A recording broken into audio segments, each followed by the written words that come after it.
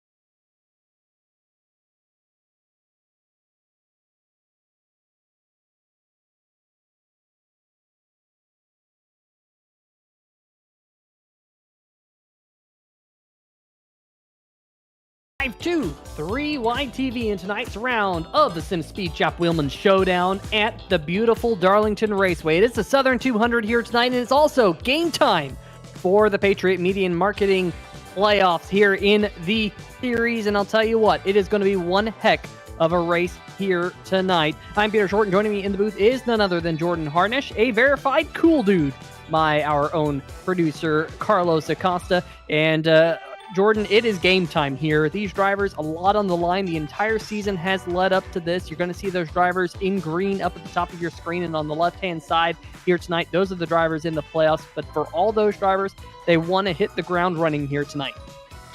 This could make or break your playoffs tonight. Absolutely. The drivers in green, as you said, have worked hard all season long trying to get to this point.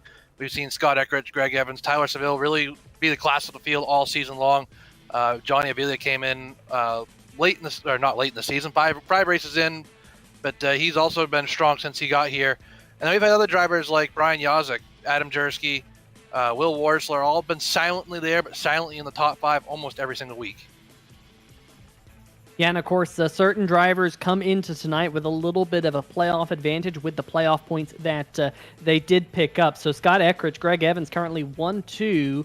Then you got Tyler Seville, got a couple of wins to his name, 4 wins to his tally this season. He sits third in points entered tonight. But then you have Brian Yazik, no wins so far this season. Adam Jersky, Will Warsler, Michael Krobach. And as you start to go down behind Krobach, Johnny Avila, Thomas George, Alan Young, AJ Digby, and Grant Brown, those drivers are already about 35 plus points behind where Scott Eckridge is. So those drivers having to do quite a bit here if they want to make it into the next round of the playoffs. But I say that we have 3 races in the round of 12. We got, of course, tonight Sim Speed Shop Wheelman Showdown Southern 200 at Darlington. We got the Richmond 200 next week.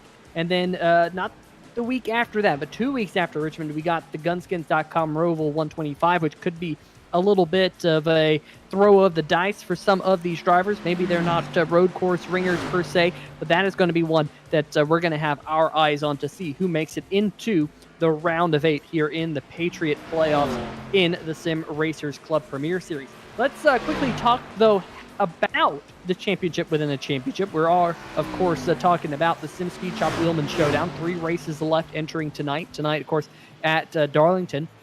We had that great race at Daytona 1 week ago, but it's Tyler Seville leading that points tally, Jordan, by 3 points. And I know last year he picked up one of the custom wheels in the Wheelman Showdown, but here, Tyler Seville looking really good in the Wheelman Showdown once again this season.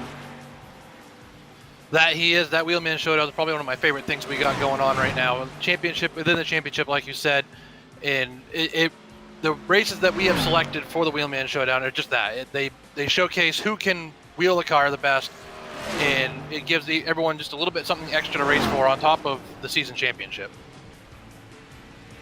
Yeah, of course, 10 races throughout the season put together do make up the Sim Speed Shop Wheelman Showdown, and they do have, like I said, a couple of races left after tonight. Bristol Motor Speedway, which should be a lot of fun on September 29th, and then we round out the Sim Speed Shop Wheelman Showdown at Rockingham Speedway on October 20th, and I love Rockingham Speedway. What a great race to end the Sim Speed Shop Wheelman Showdown, because you have to be a wheelman to finish well at the Rockingham Speedway. Another thing to note here tonight, folks, as we move over into the qualifying session, Jordan, is that a couple of throwback schemes here tonight. We will be picking a throwback scheme up here in the booth. Should be a lot of fun to pick that. But really cool to see, like the number 2 machine right there, Greg Evans, some of these drivers throwing a little bit of a retro on their card this week. Yeah, thanks to Patriot Media Marketing for throwing up a bonus for these guys to pick the best paint scheme. I know Greg Evans, like we see here on screen, has one. I believe Thomas George put one on for his car as well tonight. Brian Yazik, Grant Brown, just a couple that I know for a fact that are participating in this. It's really cool to see some of these old cars, even though there are virtual versions of them, how well these guys can replicate them on the sim. Yeah, we got Michael Larch as well, kind of with a Alan Kulwicki-inspired Hooters scheme this week as well. Of course, you did mention Thomas George and his Dale Earnhardt, Kevin Harvick inspired AC Delco's machine. Not really Ron Hornaday style, but kind of analogous to what you would have found on Dale Earnhardt Jr.'s then Busch Grand National Series car back around 1999. So we'll be seeing that out there on the racetrack as well, amongst a lot of these other race schemes that we just absolutely love to see. We're watching the number 72 of Michael Krobach, some of the Loud Pedal Motorsports machines here taking part in the retro throwback schemes as well. So it'll be fun to see how they perform. There's also a few new looks for the playoffs.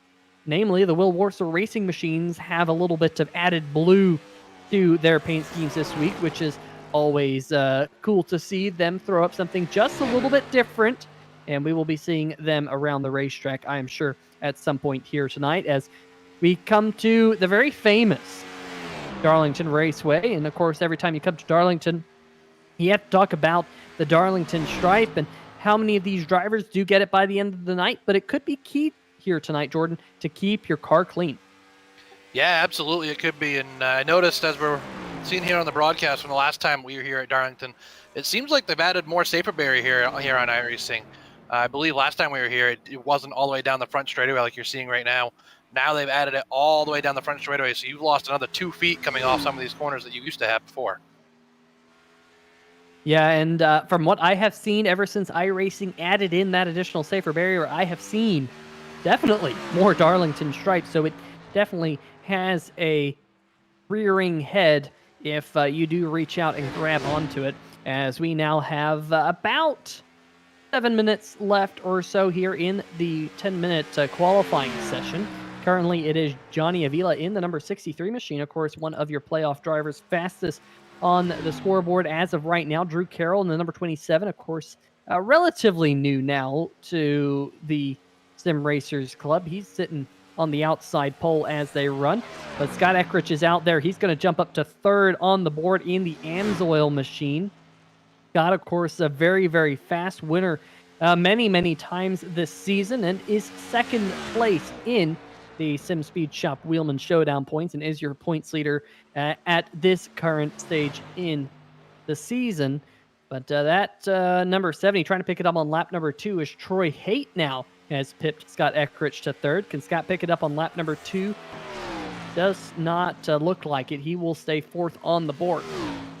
We're watching one of those Will Warsaw Racing machines. I mentioned the fact that they have a little bit of a new look. Look at that extra blue on the number 29 this week. Kind of just flaunting the fact that he made the Patriot playoffs here.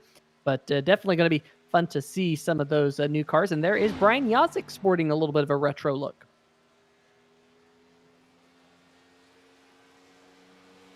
So that right there going across the line, that looks to be, is that Benton there? I believe it is. Corey Benton currently being scored 16th out of the 16 drivers that take time here. So Corey Benton has to try and pick it up on lap number 2, although that was his second lap. So it looks like Corey will not be starting up quite near the front like he might be wanting to.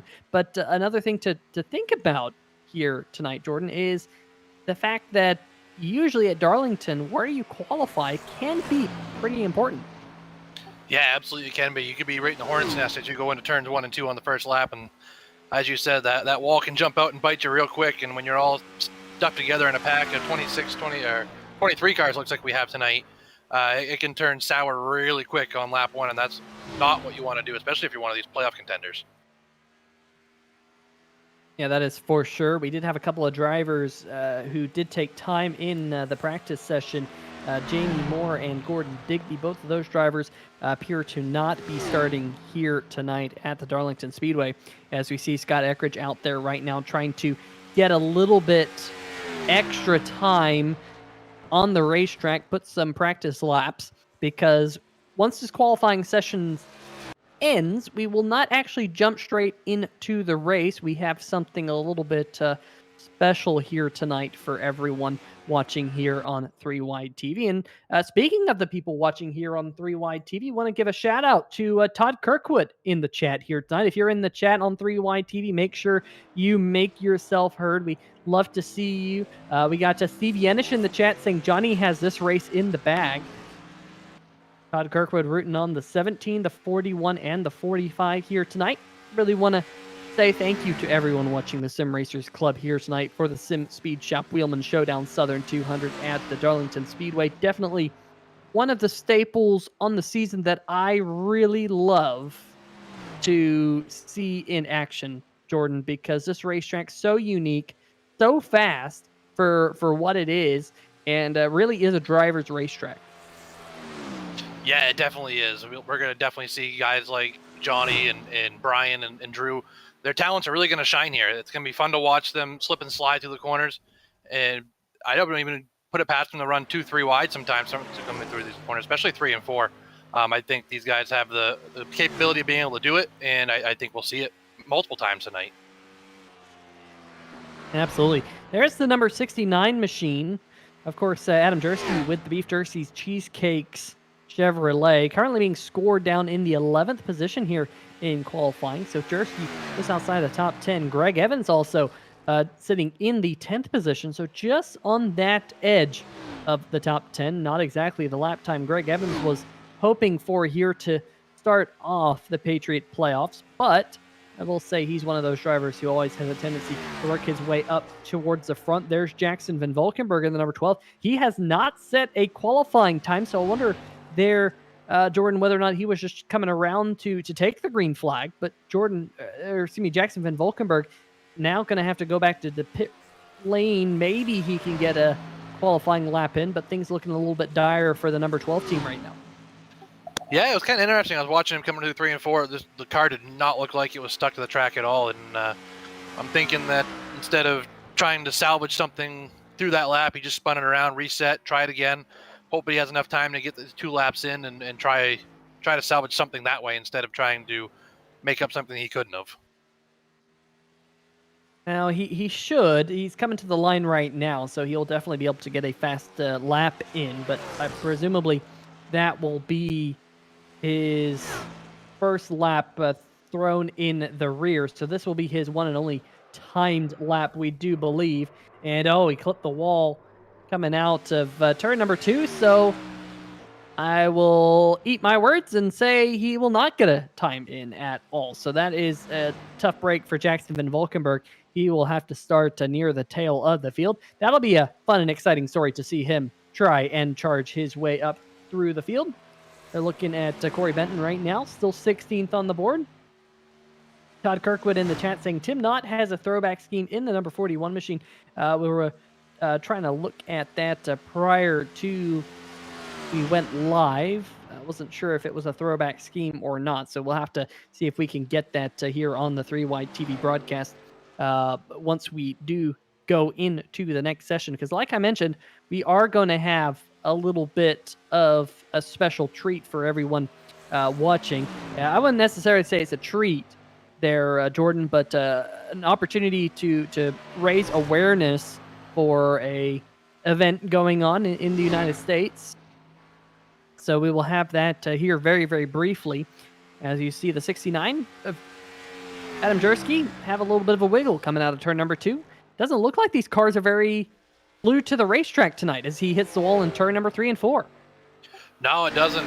I know Jersey's been done his qualifying lap for a while now and doing what he normally does and tries to get some extra laps in, but just watching it every lap he's out here, the car is more and more skatey, more and more sliding all over the track, and I think that's going to make for a really fun race to watch tonight because there's going to be multiple grooves that are going to open up, and hopefully it'll lead to some side-by-side racing. Hopefully it will lead to some good side-by-side action here tonight. So all the cars now will be lining up at the end of pit lane here, folks. And like I mentioned, this is not necessarily a treat, but like I said, to raise awareness for what's going on right now in the state of Tennessee. They've had some crazy crazy flooding that can be described as a wall of water coming down the street, and unfortunately, many have perished. The death toll sits at 20, and one of the league's very own drivers, Will Worsler, has been affected by it in parts. Will lives about 13 minutes away from the worst affected areas of the flooding, and we had a quick chat with him prior to the race in the number 29 machine, and he said even though his family has been affected, I wouldn't say mildly affected, I wouldn't say extremely affected, but somewhere in between. So definitely thoughts and prayers with the family of Will Worsler and everyone in the state of Tennessee affected by the flooding that's been going on. But, Jordan, people losing their lives, people losing their livelihoods, cars swept away, family members, distraught, people having to rescue. I mean, scenes that Will Worsler described, things that you see on TV, things that happen elsewhere, but when it hits that close to home, it really can affect you. And definitely, if you have been unaware of what's been going on in the state of Tennessee with the flooding, this is an opportunity to raise awareness. So here we are in the Sim Racers Club. We are going to do a 3-wide salute, not only for the people who were lost, but also as a thank you to the first responders who had to go out there and save lives. It is one of those situations that happens so quickly with flash flooding that it can be very, very quickly to respond to, and when we thank those first responders, but we also want to honor people who were lost and give awareness to that particular situation. So we get a little bit of a 3-wide salute here as the drivers go down the front stretch, and they will now come down pit road, get sorted out. We'll get back out there here in just a minute and go racing there, Jordan. But, it's one of those things, it's quite somber, really, when you hear the stories that Will Worsler mentioned there prior to us going live. And, you can definitely tell it's a small community where Will lives, and a lot of people affected by it. People knew people. Even if you didn't know them by name, you knew their face type thing. And a really, really sad situation. Absolutely, definitely was a sad situation indeed. Talking to Will, the week leading up to this, it's something Sam and I really don't ever want to have to do. But as soon as Will reached out to us and asked if this is something that we could do, we told him absolutely we would make it happen. And like I said, our thoughts and prayers are everyone in his town, and we hope nothing but the best for going forward for everybody, and give them a chance to rebuild. Absolutely. So we will keep our thoughts and prayers with the people of Waverly, Tennessee. We got Nikki Worsler in the chat here on 3YTV. Welcome to the broadcast, Nikki, saying, thanks, guys. Waverly, Tennessee was hit so hard. Such loss of life. It is absolutely tragic, and it is indeed, Nikki. We hope you are doing A-okay, and you're keeping your friends and family close here as the time continues to pass. But looks like we got these cars out there gridding here tonight at the Darlington Speedway. And of course, we do have 200 miles here in the Sim Speed Shop Wheelman Showdown Southern 200 left for everyone back at home. Let's go through tonight's starting lineup with Johnny Avila, the Canadian driver, the driver of the number 63. We've seen him be so strong at some of the more technical racetracks this season, and I would put Darlington in that category. Fastest in qualifying by 55 thousandths of a second. Drew Carroll will be starting on the outside of row number 1. Ryan Yazik, Troy Haight, the 55 and the number 28 on row number 2. Scott Eckrich, Will Worsler will be on row number 3. A couple of drivers in the Patriot Media Marketing Services playoffs. Then Alan Young, Tyler Seville, row number 4. Thomas George and Greg Evans rounding out your top 10 here tonight. Adam Jersky will start 11th in the number 69. Michael Krobach starts 12th in the car number 72. 13th will go to AJ Digby, another one of those drivers that are in the Patriot Media Marketing playoffs. Grant Brown at car number 15 will start in 14th. Michael Larch will start 15th. Corey Benton, the final driver to take a time, will start 16th. Then it'll be Jeff Ward in the car number 9. John Eckert will start 18th, just on the outside of the Patriot Media Marketing playoffs. Great run for him this season. Jackson Van Valkenburg, we saw him have his qualifying troubles. He'll start 19th, and Mark Kahn will start 20th. And then back behind them, we got Mark Myers and Tim Knott, Kevin Stone, Richard Fletcher. And then I believe that is pretty much going to wrap up your field. Jamie Moore and Gordon Digby not out there on the racetrack, I do not believe. So, 24 cars here, start of the Patriot playoffs. Green flag is in the air for the Sim Speed Shop. Wheelman, Showdown, Southern 200, and Mark Myers' problem in the back. The 04 machine has gone around and into the inside wall. He has quite a bit of front-end damage, gets things sorted and going straight. Green flag stays out. He was off the racing surface when he went around. So we will stay green flag. Johnny Avila up at the front of the field has been able to clear Drew Carroll. So your top two are 1-2 for now. Your first side-by-side action is a little bit further back inside the top 10, however, involving a couple of your Patriot playoff drivers, including Tyler Seville, Will Warsler, and Greg Evans. Evans able to pick up one spot since the drop of the green flag, getting around Thomas George here, Jordan. Yeah, we'll see Greg Evans march his way to the field as fast as he possibly can. I know he's not happy with that qualifying effort starting P9. He's got a lot of room to make up to try to catch up to Scott Eckridge in the points. He doesn't want to let that gap get too big too early on in the playoffs. Yeah, absolutely. I mean, with the way this season is shaking out, and caution flag is out. Caution flag number 1 of the night is in the air. We're hearing it is Kevin Stone, who has gone around in the number 17 machine. He is on pit road. I believe this might have happened coming out of turn number 4, seeing a little bit of smoke from that vicinity of the racetrack. Let's see right here. Just gets loose there in the middle of the corner, tries to save it. Goes up the racetrack. Good heads-up driving by a couple of those drivers back there. And luckily for those drivers, he didn't shoot back down the racetrack as iRacing decided to reach out and bite with that safer barrier out there out of turn number 4. But caution flag number 1 is out here tonight on board with the number 17 machine. You see him get a little bit unglued from the racetrack. We saw this happen to the number 12 machine of Jackson Van Valkenburg in qualifying there, Jordan. And unfortunately for the number 17, it looks like it might be night done here early. Definitely looks like it's the night done early. Unfortunately, that wall reached out and grabbed him, as you mentioned. I think he would have been able to continue on had that wall not reached out and grabbed him like that. Unfortunately, that's how it rolls sometimes here with iRacing. But yeah, the track tonight just looks extremely slick. I don't remember a time I've seen Darlington be this slick this early on. Yeah, I'm wondering if over the course of the run, whether or not the racetrack will start to tighten up.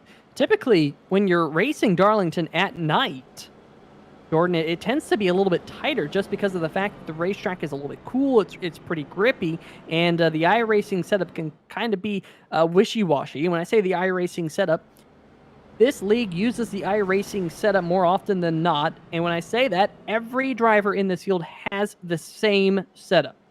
They're all an equal playing field. The only opportunity that these drivers have to fiddle around with their cars, they can play with the brake bias, which, don't get me wrong, is a very important setting that they can alter to each driver's driving style. They can also change the steering ratio, so that's kind of how much the front wheels turn for each increment of steering input that you provide to the race car. So those are the only freedoms that these drivers get to fiddle with the setup. And, those are important things. The brake bias, probably a little bit more so than the steering ratio, but some drivers prefer a larger steering ratio to save tires and whatnot. I like kind of in the middle. It's really a driver's preference. But all these drivers here tonight, it just appears that this particular setup is just a little bit loose for them. And we will see if that is just a short run thing, or once the tires heat up, build up a little bit of tire pressure, whether the cars start to get a little bit tighter. But at least for right now, they look pretty treacherous in the early run, as you see the pace truck lights have turned off.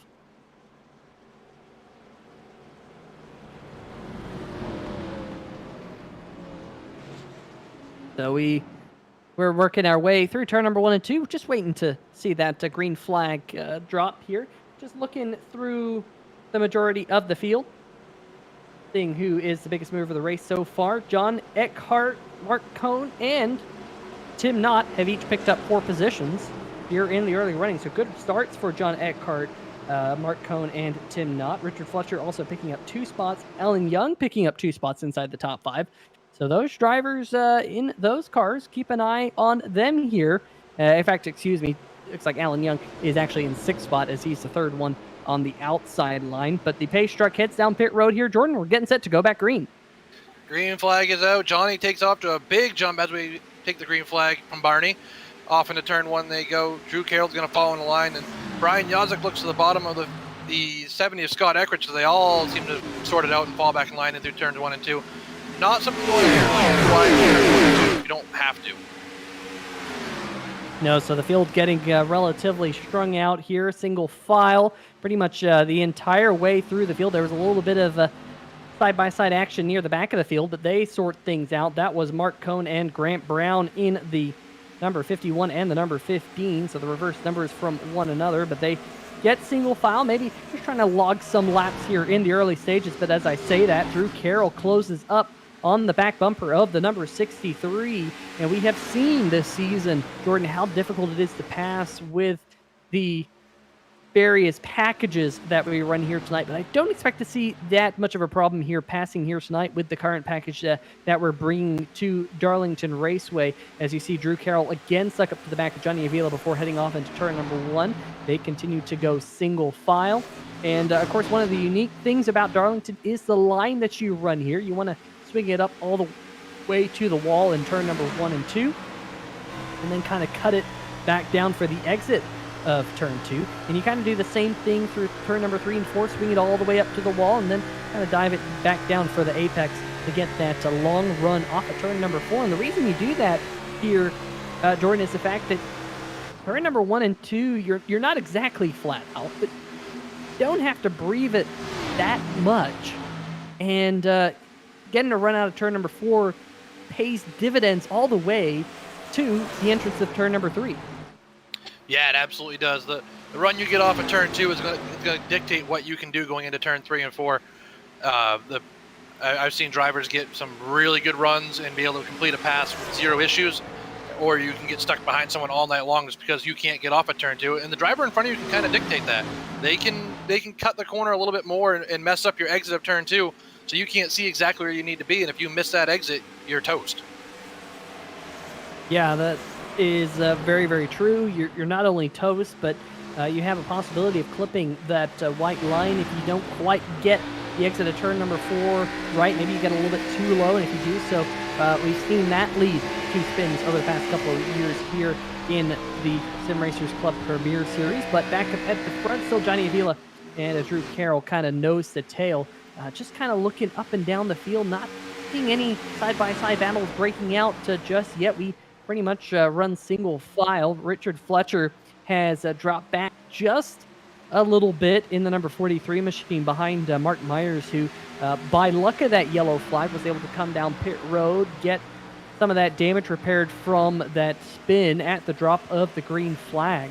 And that reminds me, Jordan, of an accident that we actually had here on 3Y TV at the start of a race in one of the other series that we previously broadcasted here, where luckily we only had one car in this one, but that one had probably 10 cars before we even made it to turn number 1. So we got a little bit lucky. Side by side for the race lead. Drew Carroll drops to the inside. Johnny Avila rolls out of it, lets the 27 on by. New race leader here at the Darlington Raceway, and look who now snuck his way up into 3rd, Scott Eckridge. We're hearing that Mark Myers having issues again on the front stretch, blown motor on the 0-4 machine. There he is. So action here coming thick and fast on lap number 14, Jordan. That it is. I was not surprised to see Johnny roll out of the throttle and let Drew Carroll take the lead here. Drew's got nothing to lose. He came in late this season. He's going for wins. That's all Drew Carroll's here for. Going for wins, going to have fun. Johnny's got way more to lose here. He's in the Patriot playoffs. He doesn't want to get wiped out on lap 15 early on in this race. Smart move by Johnny. Yeah, as you can see at the top of your screen there on that 3Y TV replay, just rolled out, let him on by. A very gentlemanly thing to do at this stage of the race. I'm sure if things were reversed and maybe Avila was a little bit faster, he would hope to see the same from his competitors. We also got a change of positions between a couple of the Will Worcer racing machines back there in the back half of the top 10. Tyler Seville just working his way past the number 29 machine of Will Worcers. A couple, of the Patriot playoff drivers here. Tyler Seville working his way up to 8th. And of course, the points leader in the Sim Speed Shop Wheelman Showdown in the number 11 Toyota Camry. So he is wanting to get a good finish here tonight, as he is running 5 spots behind the man right behind him in points. In fact, only 3 points behind him in the Sim Speed Shop Wheelman Showdown is Scott Eckridge. So Tyler Seville a little bit of work to do here to make up some of that ground on the number 70, Tyler Seville qualified 8th, running in 8th, and we got a side-by-side battle for the race lead again breaking out. This time, Johnny Avila to the inside of Drew Carroll, and they're going to stay side-by-side through turn number 1 and 2, and Carroll has to back out of it, move Avila back to where he started here, Jordan, at the front, but Drew Carroll says, hey, not so fast. I want that lead back there, bud. Exactly what I thought we'd see out of Drew Carroll tonight. He's going to go for broke all or nothing here, and I'm surprised Johnny's still racing him. I know Johnny wants to lead laps. It's going to help his points, but I can't believe he's going to run him this hard this early. I think he would fall back, as we see Drew Carroll fall back to 3rd now. Maybe that's what he was trying to get him to do, make a mistake and be able to get a gap in between them. Yeah, trying to get that little bit of a gap, but Eckridge now up 2 seconds, so that puts a little bit more pressure on Tyler Seville, as Mark Myers in the 04 off the racetrack, and having some issues there. So we're hearing maybe someone else has had some issues out there on the racetrack. Jeff Ward is what we're hearing in the number 9 machine, and Jeff Ward is sitting on pit road right now. Something must have happened to the number 9. We'll see if we can get that up here on the 3Y TV replay for everyone back at home. Here he is, top of your screen, gets too low on the racetrack. I mentioned that wasn't a good thing. Might have picked up some dirt or dust or something on his tires here, and just lost it on the front straightaway, and bam! Hard hit with the outside wall there, Jordan. Almost looked like something might have broke there going through turns 3 and 4, and whatever broke, either maybe a steering wheel came off his desk or something broke mechanically with the car, but when he went down to turn 1, it was evil on him. Just kind of going back and looking at it for myself to see, he looks like he clipped the wall on the straightaway, got too low out of turn number 3 and 4, maybe he was fighting with something else, maybe he was making an adjustment on the car. I don't know if he runs VR, but if you're in VR, although it's extremely immersive, sometimes little distractions are much more distracting because you can't see what's going on around you. Maybe something like that happened. But Jeff Ward, unfortunately, who's been pretty darn fast since joining the series, his night appears to be over. He will join Kevin Stone and now Mark Myers on pit road. So we're down 3 cars, it appears, here in the opening 23 laps here on 3Y TV. Mark Myers, back out there on the racetrack, it does appear. So he's going to try and pick up another spot, but he has quite a bit of damage on that race car. Johnny Avila is still your race leader. You haven't missed a whole lot up at the front ever since that battle there between the 70 and the 27. Carroll and Eckridge, the last couple positions change hands. Brian Yazik holding station in the 5th position. Greg Evans, we mentioned earlier, Jordan, that Greg Evans might not have had the qualifying run that he wanted down there in 10th. Here he goes, looking to the inside of Brian Yazik for 4th. Caution, caution, caution. Caution's out. It looks like the 28 of Troy Haight might have had a little help coming off at turn 4, and he's now facing the wrong direction. So something else to dial up here on the 3Y TV replay as Troy Haight gets it turned back around, pointing in the right direction. Ooh, yeah, the number 88 machine right there giving him a little nudge. That, of course, is the number 88 driven by Thomas George. And unfortunately, Troy Haight gets the bad end of that stick. Got some damage on the number 28, hearing that Will Warser also might have got a PCF. Will Warser into the back of the number 88 of Thomas George. So Haight getting down into the inside wall. Hopefully he can get that patched up. This is a racetrack where, of course, we're running the high horsepower, low downforce. So with it being high horsepower, these drivers needing as much downforce as they can get, not only because of the high horsepower, but the fact that they have low horsepower, or low downforce, anyway. So you lose some of that downforce and you can definitely be hurting. That is for sure. John Eckhart on pit road. In fact, pretty much everyone coming down pit road right here, Jordan, for the first time tonight. Great move by these guys to come down and get these tires now. They got 4 sets of tires on pit road, or 4 sets of tires total, sorry. And perfect time to use one where we are 25 laps in. See where you're at with your tire wear. See if you need to make any adjustments. Obviously, you can't change anything at this point, setup-wise. Like you mentioned before, no way to change the steering offset in the car while you're racing, but you can change your driving line a little bit. You can change how hard you're driving, and this is a good way to feel it out.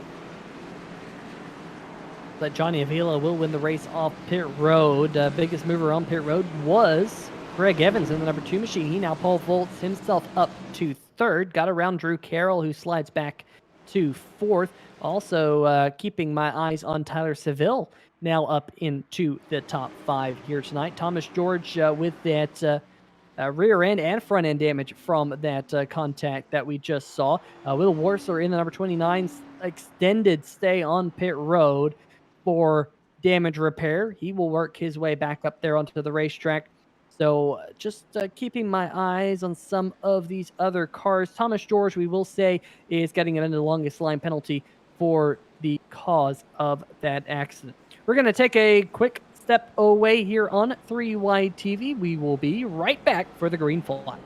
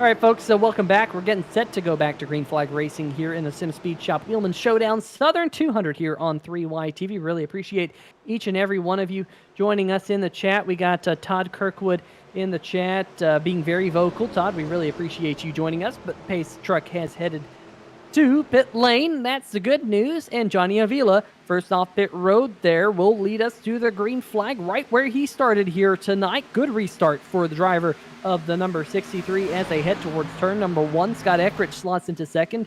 And now Greg Evans there in 3rd. And I know Scott Eckrich, Greg Evans has been a battle we have watched all season long here on 3Y TV. We'll go. Mark Cohn, the Pink Panthers going around on the backstretch, Jordan. Trouble for the 51, no cautions out yet as we stay green. That's that trouble spot off of turn 2. You don't want to be in that position that Mark was just in, spinning down the backstretch. Luckily, he didn't collect anybody. But that's the hard part about coming through turns 1 and 2 on the opening laps of the restart.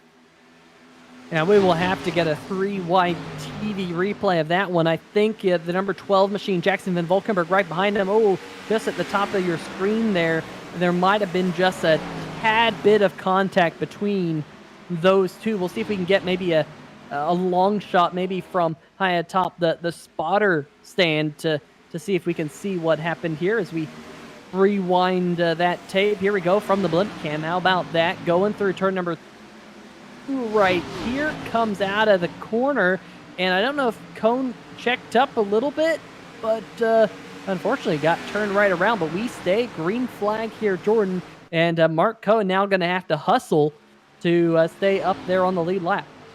That he is. Lucky for him, it looks like minimal damage as he hit the wall just slightly on the apron there. So even though he's facing the wrong direction, he might still be okay. If we get one more caution, should be able to patch it up. Just got to try to stay on the lead lap, as you mentioned, but he's got tall order to do that. He's over half a track behind at this point. Yeah, that is for sure. Just keeping our eyes here on a couple of your Patriot playoff drivers. Brian Yazik in the number 55, started this race in 3rd, now running in 14th. I know we've highlighted the troubles of Will Warser. He's now running in the 15th position. We got Thomas George back there in, I believe, the 16th or 17th position. Looks like 16th in the snap-on number 88. And unfortunately for Thomas, he is, I believe, at this current moment in time, the last of your Patriot playoff drivers. Now, there's still plenty of time. I'm talking like it's the final lap, but there's still plenty of time to work his way back up through the field. But a lot of cars to pass to work his way up towards the top half of the field. And speaking of the top half of the field, we just had a pass for 3rd. Drew Carroll, the 27, squeaking his way on by Greg Evans. So he's now back up to 3rd. Again, being strong on the short run. We saw maybe Drew Carroll fade a little bit on the long run, that last run that we did have here, Jordan. But the 27 now back up to 3rd. That he is, and it's good to see Drew running good here tonight. He had a little bit of a rough run last week at Daytona, and coming back out strong, not letting him bother him any. Like I mentioned before, he's just here for wins, and you mentioned earlier, just a second ago, he's really strong on the short run, and I believe him being able to see which tire wear might have helped him out a little bit. He might be taking a little bit easier on the second run, and hopefully he has something for this later on in the race. Mark Cohn, the number 51 machine, is on pit road, so the Nezumi Studio Chevrolet will come to his pit box. Maybe it is a little bit more damage than we expected up here in a 3-wide TV booth. The good news for Mark Cohn is there are no cars but him currently being scored 1 lap down. He will take 4 fresh tires on his Chevy Camaro, and as I say that, looks like he has pulled it off the racetrack and has left the track. So Mark Cohn will be our 3rd retirement here tonight. Mark Myers in the 04 is continuing to run. He's had a couple of spins here tonight, unfortunately. But the AOD Racing 04 is 3 laps down and just got that lucky dog. He was 4 laps down prior to that last caution flag. So Mark Myers trying to stay in the game here tonight at the Darlington Raceway. Back up towards the front of the field, Drew Carroll might just be eating into that gap between himself and Scott Eckridge, just a smidgen. And how about that car now in 5th spot here, Jordan? Got 5th spot coming off pit road. That is Tyler Seville in the Arch Telecom Toyota Camry. Of course, one of our playoff drivers. Got 4 wins to his name, including that impressive win at Michigan a couple of weeks back.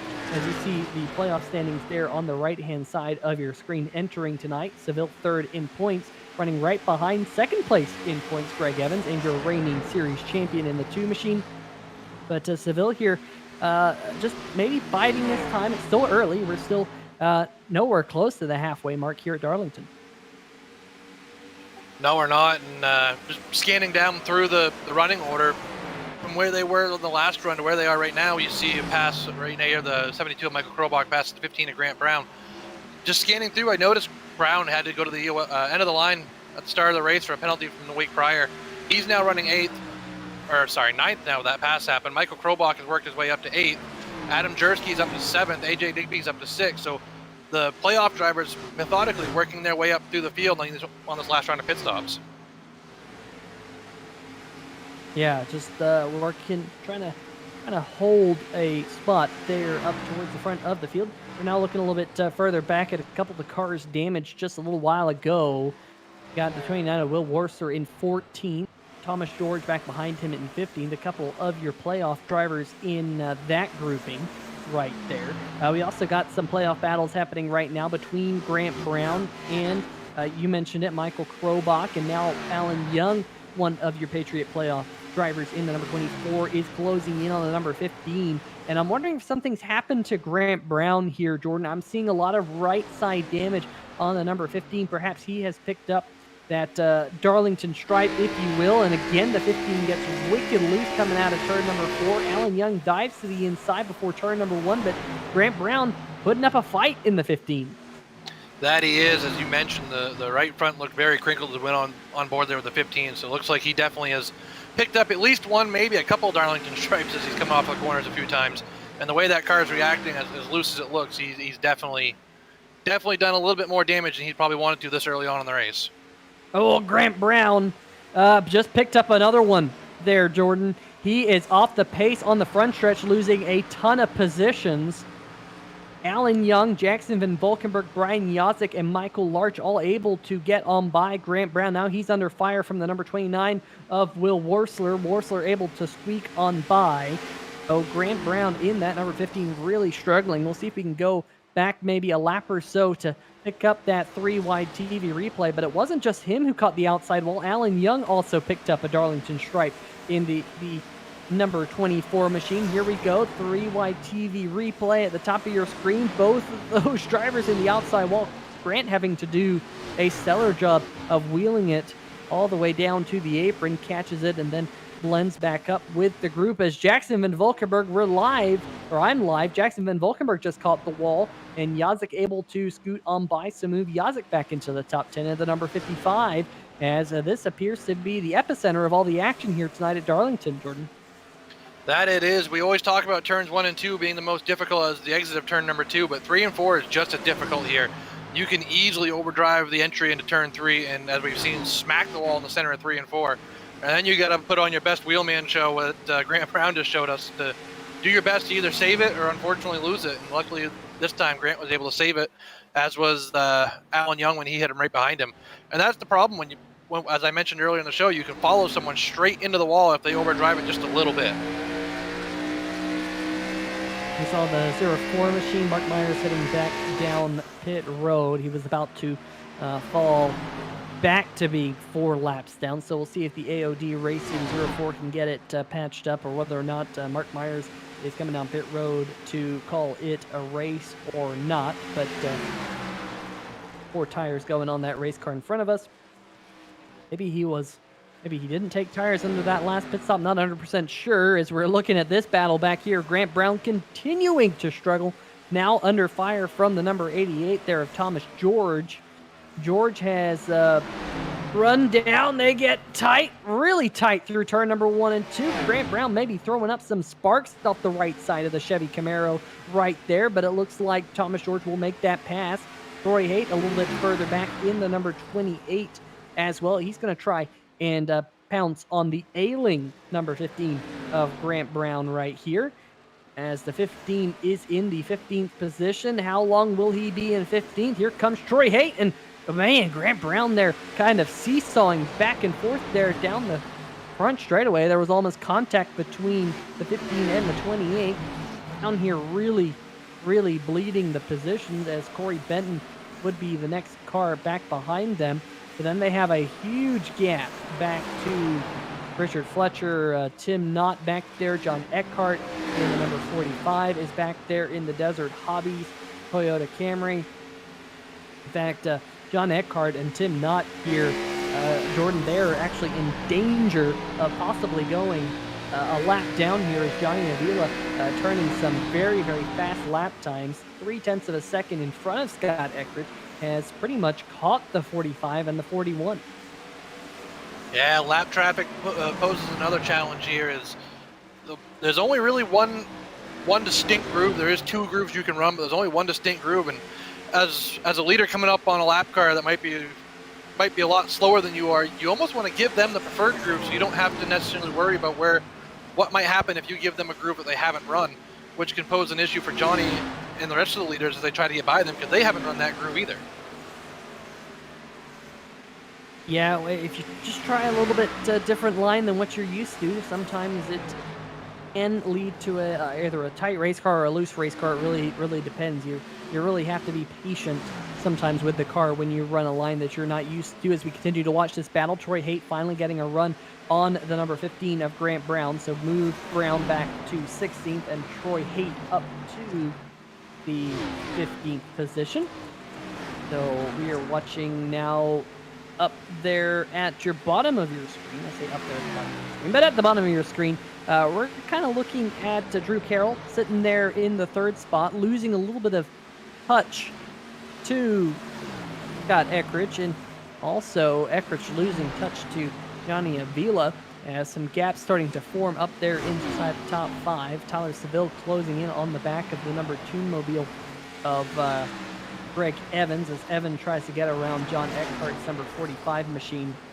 These drivers having to deal with this lap traffic. It's easier said than done, even if you have a pretty significant pace differential here at Darlington. The racetrack being so narrow, it can be a little tricky to navigate, as Tyler Seville just found out, catching 2 lap cars kind of at the same time. Caught John Eckhart and Tim Knott in the same straightaway, believe it or not.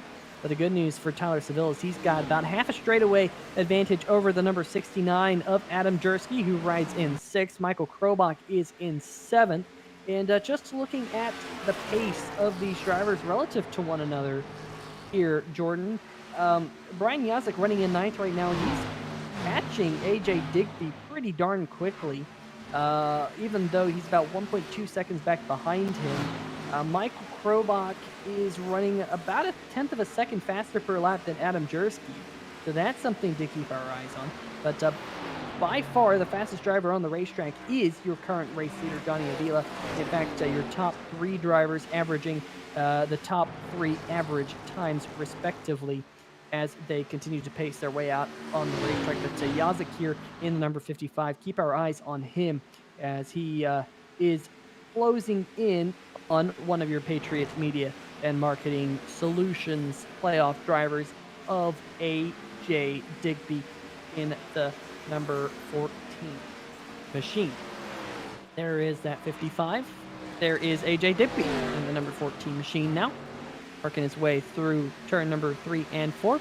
You know, let's see, Jordan, if we can ride on board with one of these drivers. You see that blue stripe on the side of the 14 there indicating, or a little bit of a fancy paint scheme, a new paint scheme to commemorate the fact that he's in the playoffs. But Jordan, why don't you take us for a lap here around this famed racetrack here on board with your race leader, Johnny Avila? Absolutely, would love to as we go around the front straightaway here into turns number 1 and 2. As we mentioned before, you want to dive it down in as low as you can get it into turn 1 and 2. Very little time off the throttle, right back to the throttle as quickly as you possibly can, up against the wall. Get back down to the bottom coming off of turn 2, keep it off the wall coming off of turn 2. Get that long run down here on the back straightaway. Now you got to find your perfect lift point going into turn 3. You don't want to overdrive it because then you'll end up like a couple of drivers we've seen already and smacking the center of the wall right there. Cut it back down to the bottom, or at least to the middle out of turn number 4, and for that straight shot right back down the front straightaway. It's a very quick lap here. A lot can happen. A lot is going on in a short amount of time, but this is probably one of the most fun tracks on the service to drive, just because of the fact that you have to wheel it all day long. There's never a chance on this track that you're not thinking, what do I got to do next, and not sawing on the wheel other than going down the straightaway. You know, you mentioned there while you were taking the viewers around the lap of this racetrack and missing the wall. I used to watch a video a long time ago of someone doing an aerobatic performance, and after every aerobatic maneuver, the person would say, and miss the ground. Here at Darlington, you could basically go off into turn number 1 and say, and miss the wall. Coming out of turn number 2, and miss the wall. Here more so than other racetracks, I mean, Daytona, you should definitely be missing the wall at Daytona, but you drive off into turn number 3, and you try and miss the wall right there, and then you drive through turn number 4, and you try and miss the wall there. It's just a game of missing the wall here. And with iRacing and what I like to call the wall glue phenomenon, which is if you clip that outside wall, sometimes it grabs onto you like glue, and you're just stuck up there. You can't get your car off of it, and you continue to scrub speed due to the friction of the wall. It almost feels like it's made of some gelatinous substance that all of a sudden you get into it and your car just sticks to it and starts really slowing down. It feels like you're in it rather than just scraping against it. It's just iRacing being iRacing. I kind of don't think it's like that in real life, but hey, it is what it is. But anyway, that's Darlington in a nutshell, folks. Very well put there, Jordan. But hey, let's shift over to something a little bit different, and we are going to do things a little bit differently this year. iRacing, not iRacing, but YouTube has recently added a new feature for us to be able to poll the viewers on what their favorite paint schemes are. Really, poll viewers on anything. But here tonight, we're going to poll the viewers here on 3YTV about what their favorite paint scheme is in the field. So I'm going to pick 2, and Jordan's going to pick 2. And then we're going to throw it over to the chat, and you are going to decide. Now, we're going to have to decide tiebreakers somehow. And Jordan, we will decide the tiebreak if there is one up here in the 3YTV booth. So we have a little bit of time to decide.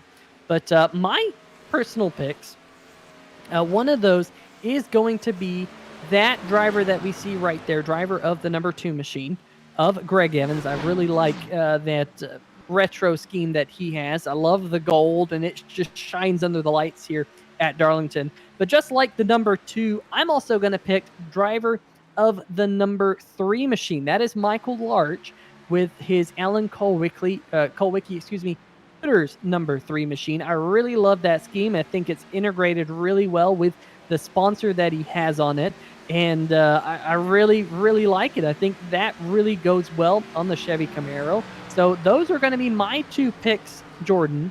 And again, they get to go to the chat. The chat's going to be who's going to decide here tonight on the best paint scheme of the week race. So get involved here, folks. It's going to be a lot of fun. We will love to see you vote. But Jordan, have you made your 2 choices here tonight on which 2 retro schemes you happen to like? I have. I've been looking through them all night long, and 2 have definitely stood out to me. The first one being the 55 of Brian Yazik. That paint scheme just gives me 80s vibes, even though I wasn't born in the 80s. Just thinking back to everything that the 80s represents, that's what it screams out to me right there, and that's definitely one of my favorites here. My other pick would be the 24 of Alan Young. Simple, but yet effective. The white and the blue that he chose for that car. I saw the picture of the car you threw it back to. I can't remember off the top of my head exactly which car it was, but spot on replica and simple and effective, and I love it. Yeah, that is definitely a good looking hot rod, that is for sure. We also got to see a little bit of a cameo there of AJ Digby in the number 14 machine, who is locked in a battle right now with the number 55 of Brian Yazik. So folks, we do have Scott Eckrich on pit road in the number 70 machine, just a little bit before the halfway mark. This might be, at least in my opinion, Jordan, a little bit early for a driver of the number 70 to come down pit road. He was last on pit road 41 laps ago, so perhaps this is when these drivers are expecting to kind of split up the race. Last time he was on pit road was lap number 26, if my math serves me. Oh, just missed his pit box a little bit. Had to throw in reverse. That's going to be rather costly for a driver of the number 70, as of course he had quite a bit of pressure out back from drivers of the 27, the 2, the 11. How much will that affect him? But maybe some different pit strategies as well here in play tonight at Darlington Raceway, because he's down pit road, and so far none of the other leaders have elected to come down pit road themselves. No, talking to a few of the drivers early today, there was definitely some different strategies being thought up. Short pit was definitely one of them. Wasn't one that I thought Scott mentioned earlier, but it's not unlike him to do something random and out of the box. But short pitting was definitely part of the conversation with some of the drivers, trying to get that advantage on tires. we've seen up to a 3-second drop off on lap times as the run goes on, and that's huge. If you can get your tires on early, you can start ticking off lap times and really eating away at the time you lost on pit road. Other drivers thinking they're going to go as long as they possibly can. They're going to save their tires as much as they possibly can, go as long as they possibly can, and minimize the time on pit road as a whole. Yeah, it just seems a little bit early for me. I'm just, I say that. Let me just go look at the fall off that we're seeing right now in this run. Johnny Avila, who has turned the very fastest lap of the race in the number 63 machine, as we that poll has just gone up. So if you want to vote, you can. Avila ran a 28.8 as his fastest lap. Technically, it's a 28.789, but that last time by, he ran a 31-second lap, 31.000. So that is about 2.2 seconds of fall off. I don't know if that warrants here having another pit stop, because just looking, as you see a lot of other drivers start to think about coming down pit road. We have Drew Carroll and Grant Brown, the number 27 and number 15, in their pit box right now. Corey Benton has come down pit road. Jackson Van Valkenburg has joined the pit brigade. Michael Krobach has also come down and made a pit stop in the number 72 machine. So start to eat my words here. But just looking at Johnny Avila and his lap times, a driver of the number 63 machine in this particular run, his first 10 or so laps, he went from a 29 flat. After 10 laps, he was running a 29.8, so 0.8 of a second fall off in the first 10, and then about another 0.7 of a fall off in the next 10, and then a 30.9 after 30 laps. But once you got to 30 laps, Jordan, tires really plateaued. His 30th lap, he ran a 30.9, and ever since his 30th lap on this set of tires, he hasn't fallen off at all. So it's been now 42, 43 laps since he got fresh tires. So he's been pretty consistent over the last 13 laps. So you do have to think about that tire plateau in your pit strategy, as Brian Yazek, the number 55, has come down pit road. There's the 12 of Van Valkenburg. And caution flag is out. This is going to change everything. Grant Brown in the number 15, as something happened to him. He might have had a moment in turn number 1 and 2. You see him right there, one of your Patriot Media and Marketing playoff drivers. Let's see what happened to him here, Jordan. This could be very costly for his championship season. That could be costly indeed. It looks like he caught the apron, upset the car a little bit, off into the wall he went, and big damage to the front end of that car. That is not good, as he was sitting at the bottom of the playoff grid as he came into this race, and he was looking to make up some points tonight, and that doesn't look like he's going to be able to now. And something else must have happened to that number 15 prior to this, because he was already at that point 5 laps down. Just looking to see if I can see what might have happened to Grant Brown. A 2-minute pit lane time, a 1-minute 45-second pit.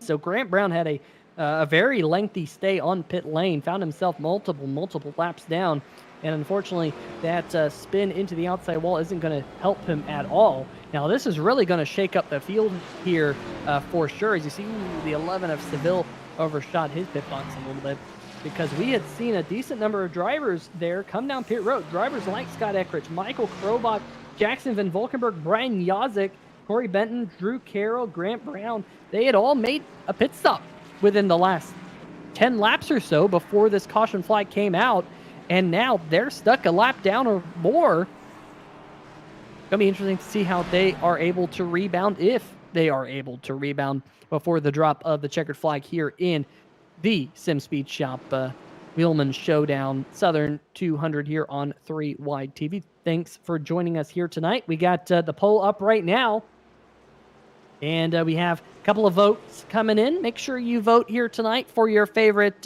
throwback paint scheme of the race. Currently, we got, like I said, a tie between Greg Evans and Brian Yazik. So, folks, make sure you get those votes in. We need someone to break the tie here tonight on 3Y TV, but we really do appreciate all of you. And make sure to hit that thumbs up button if you have not already, because we really appreciate you for not only showing your love here for us on 3Y TV, but also this series here, the Sim Racers Club Premier Series, and also give that thumbs up to thank the Sim Speed Shop Wheelman Showdown. Hunter Waters in the chat saying, let's go, Johnny. Really appreciate you guys for jumping in here tonight. But Jordan, you know, this is also kind of a momentous point of the race because we just crossed over the halfway mark. We're now in the back half of the race. Things are shaking out, but what a strong run it has been tonight for the number 63 of Johnny Avila. Got the pole. So far, has by far led the most laps, and here that number 63 is in a pretty good position to continue his strong run. He definitely is. That caution shook up the running order big time. Is one of the things that plagued me when I was still racing in the series at the beginning of the season was pitting and a caution came out, and unfortunately that's what happened to a good majority of the front runners now having to take a wave around to get back on the lead lap. They're going to have to restart behind everybody now, and it just makes your night that much harder. Scott Eckridge got the wave around, so he's actually going to start behind everyone except for the driver taking the wave around right now, so he's going to have a little bit more of an advantage than everyone else will, but it's still not the most wonderful place to be in, because now you got to play catch up the rest of the night. Yeah, that is for sure, and catch up here at Darlington is not an easy task. Just to update everyone on Grant Brown, who brought out this most recent caution. Unfortunately, his damage on the number 15 is terminal.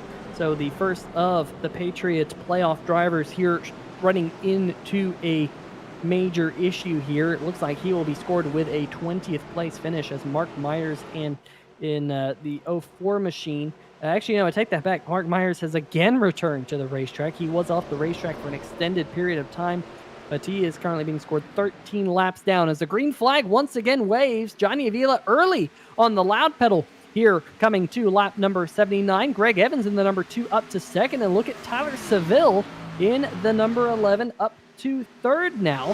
Fortune continues to play in favor of Tyler Seville in the Arch Telecom Toyota Camry, as remember, that caution flag, Jordan, might also have some pretty significant implications for the Sim Speed Shop Wheelman Showdown point standings, with driver of the number 70, Scott Eckridge there, being caught a lap down, had to take the wave around. He's being scored right now in the 11th position, although not seeing him out there on the race. Oh, yes, he is there. He's now up into 10th position. I do apologize. Maybe some connection issues with Scott Eckridge, but he's definitely in the 10th position right now. But on older tires, his tires are almost 10 laps old at this point compared to some of these other drivers. And like I said, it's about 0.8 of a second of fall off in your first 10 laps on the tires. So Eckridge here is going to have to do quite a bit. Oh my goodness, I just saw something flash across my stream, and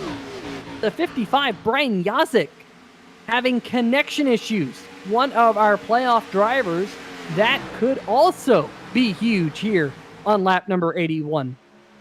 Huge indeed. I've been talking to Brian all week, as this has been an ongoing problem for him for the last few weeks. 10 o'clock on the dot Eastern time. It seems every week he's been dropping his internet.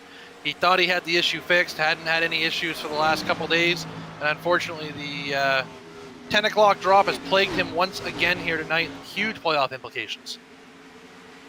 And there's nothing more frustrating than being dropped out of a session in iRacing, Jordan, but when you know at what time it's going to happen, that is just beyond frustrating. I could not imagine being Brian Yazik right now. Hopefully he can get that fixed, whether it's some issue with his internet service provider or whatever. Hopefully we can see Brian Yazik rectify that for the rest of the season. Now, like I mentioned, he has a competitor in Grant Brown also having troubles here tonight. So, maybe that will cushion the blow just a little bit, but definitely would not want to be Brian Yazek right now. Drew Carroll in the number 27 machine, folks, was one of those drivers who was up there near the front of the field.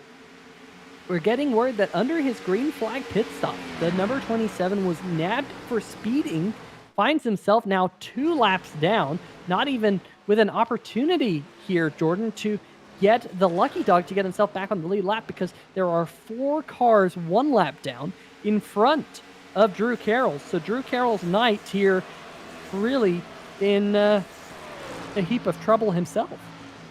That it definitely is. That speeding on pit road is one of the worst things you could do under a green flag pit stop, and even worse when the caution comes out like it did right there. It's going to trap him more than likely the rest of the night. I don't foresee, knock on wood, 5 cautions happening, even 6 cautions happening in a short span of time to get him all his laps back. So unfortunate turn of events for Drew Carroll. Like I said, the getting trapped on pit cycle is not something that's fun. No, and you make matters worse with the speeding penalty, and it can be night done. And it looks like that's probably going to be the case here for Drew Carroll, as he is 18th, 2 laps down as they run. Brian Yazek yet to return to the session, so looks like his night might be done as well. Just keeping my eyes on a couple of these drivers on older tires, like Scott Eckrich. He's running down there in the 10th spot right now. How this race has been flipped upside down in the past 20-25 laps is beyond me, but it definitely has. Eckrich catches the wall coming out of turn number 2 in his Chevy Camaro. Seeing a lot of right side damage now on that Amsoil Chevrolet. Just wondering here, Jordan, if he's trying to do a little bit too much on those older tires, as those tires now are nearing 16, 17 laps or so since he put them on that race car. About 8 or 9 lap older tires than the cars he's racing.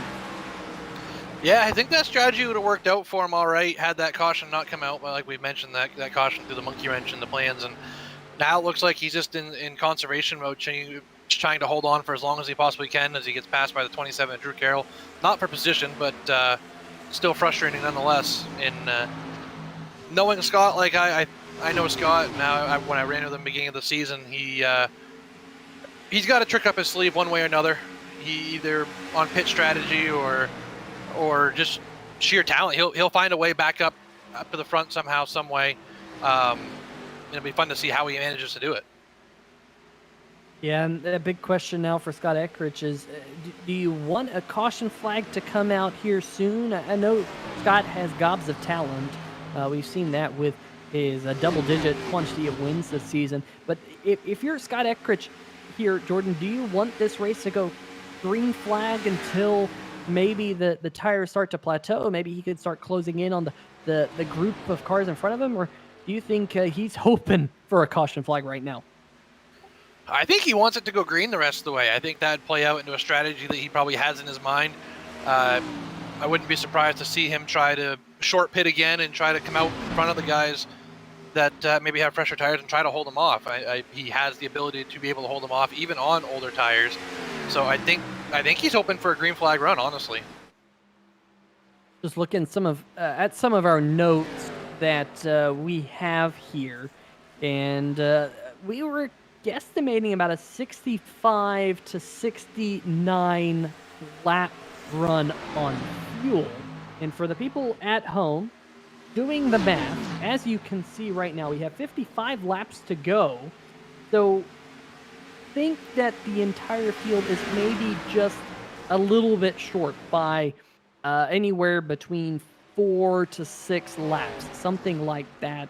On fuel. So maybe Scott Eckrich will keep that in mind and try and pit with about 30 to 32 laps to go, somewhere in that window, to see if he can kind of split the race in half. But right now, Scott Eckrich losing quite a bit of time to some of the cars in front of him in that 10th position. Michael Krobach back behind him, losing time to the cars in front, as well as the tire age differential is definitely showing itself. But one thing I've been keeping my eye on here, Jordan, at the front of the field is that line that we just saw Greg Evans run through turn number 3 and 4. He's been down there on the bottom side of the racetrack the last couple of laps, maybe trying to get a little bit of extra downforce on the nose of his Chevy Camaro, but it seems to be working for him as he is able to close up on Avila through turn number 3 and 4, but he loses quite a bit of ground in turn number 1 and 2.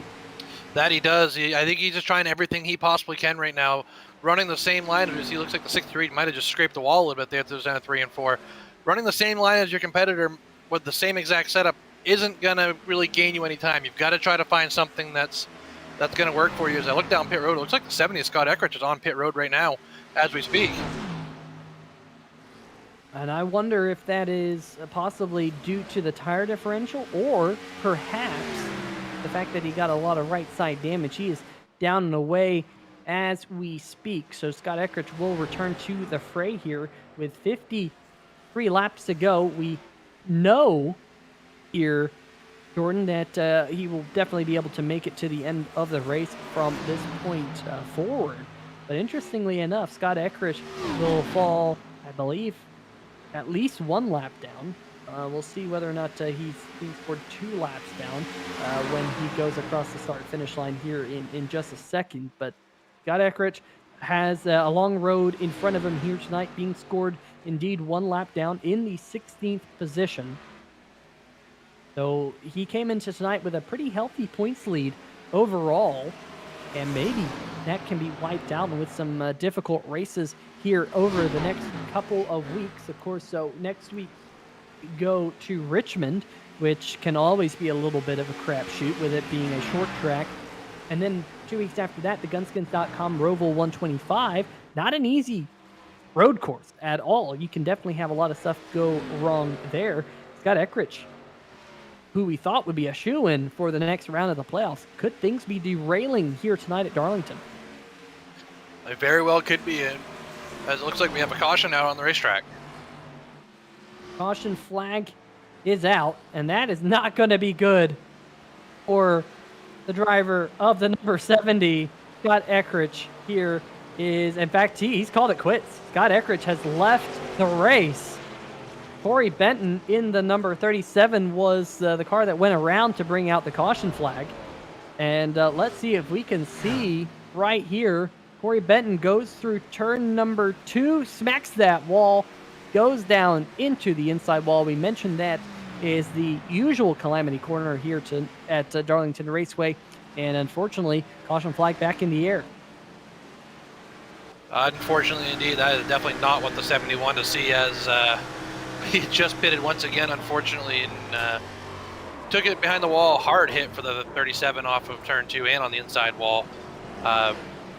One slight mistake, like we've mentioned all night long, can really make it rough coming off of turn number 2, as it looks like we have the entire field coming down pit road. Yeah, the entire field is coming down, led by Johnny Avila, Greg Evans, Tyler Seville coming down. Will Worcer, who's made a great recovery with the damaged number 29 machine being scored in 4th. The Willoughby Roofing and Sheet Metal machine. Of course, we got the Willoughby Roofing and Sheet Metal number 63 of Johnny Avila, who has dominated here tonight. Got the pole, led probably 90% of the laps up to this moment in time. So a couple of the Willoughby Roofing and Sheet Metal machines having a great showing here tonight at Darlington. But all these drivers coming into their pit box, what might be tonight, Jordan, their final pit stop, as we know they are in the window now to make it to the end of the race. Barring any unusual circumstance, this should be the last time they're out down on pit road. As we see the race off of pit road, Johnny will continue to lead the event, followed by Greg Evans. Definitely should be the last time they're on pit road, though, unless we see a late race caution. Wow, say that 10 times fast. I'm not even going to try, because it is definitely not going to be that's very good here on 3YG. That's not what the people in the chat want to see. We do have the poll for the throwback scheme of the race. We're going to try and leave that open. Unfortunately, Brian Yazik in the number 55 is no longer out there on the racetrack. So if you are not here to see the number 55 machine, go back about, I don't know, 20 minutes ago or so. In fact, yeah, just about 20 minutes ago, as he fell out right around 9 o'clock to go look at the number 55. We got Greg Evans, Michael Larch, and Alan Young also in the picture, here tonight in for the throwback scheme of the race. And we want to see you voting in the chat. We got Daniel Noble in the chat jumping on in here, giving us some of the YouTube logos. Lead for you saying, see ya all at the Roval. I'm out. Number 70. Scott Eckrich signing off here from Darlington Raceway. And definitely not his night. That is for sure. And a driver we expect to be a shoe-in here. Jordan, by what he says at the chat, kind of appears like he might not be even racing next week at Richmond. This could be absolutely disastrous for the number 70 machine. That it could be. That's kind of how that message sounds. I'd be really shocked not to see him show up next week to at least try to salvage some of the points to hopefully, if something happens at the Roval, that he'd be able to continue on. Or maybe he's just planning on winning the Roval. Maybe he plans on being there next week and just saying the Roval is his is what he feels is going to be his ace in the hole. I know he had some really good road course races early on the season, so maybe he's just thinking that the road course is going to be his ace in the hole and he's not worried about Richmond next week. Yeah, of course, the number 70, Scott Eckrich, has won, like you said, a couple of the road course races this season, like Circuit of the Americas, which, if you're to look at the road course races that we've been to this season, probably Circuit of the Americas is the only other track that is as technical as the Roval. Because at the Roval, you got a couple of off-cambered corners, you got a couple of blind corners, you got those sausage curbs to be mindful of, those chicanes.